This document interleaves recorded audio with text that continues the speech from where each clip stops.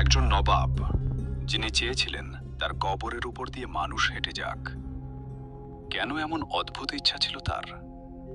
আজ আমরা জানব কাতরা মসজিদের অজানা ইতিহাস। বাংলার রাজধানী একসময় ছিল মুর্শিদাবাদ।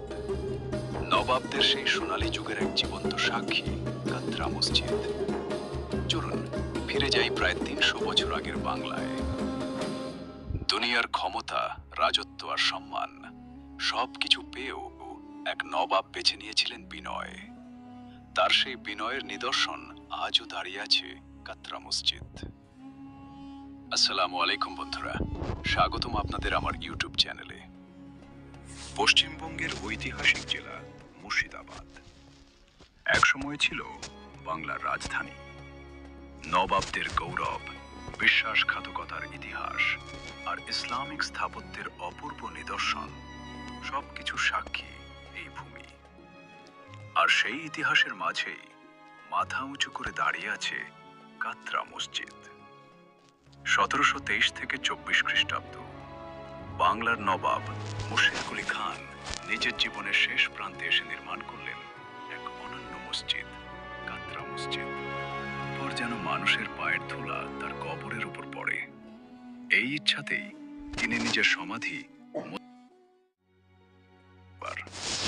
একদিন নবাব, অথচ কবর নিজের প্রাসাদে নয়, মসজিদের সিঁড়ির নিচে। কাতরা মসজিদ তৈরি হয়েছিল মুঘল স্থাপত্য শৈলীতে।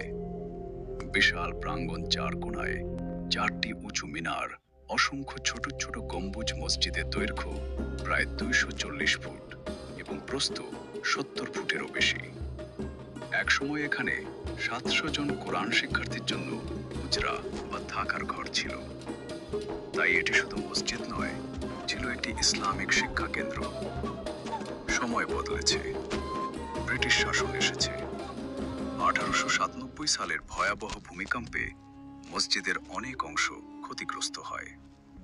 ৪টি মিনারের মধ্যে এখন আর আগের মতো সবগুলো অটুট নেই।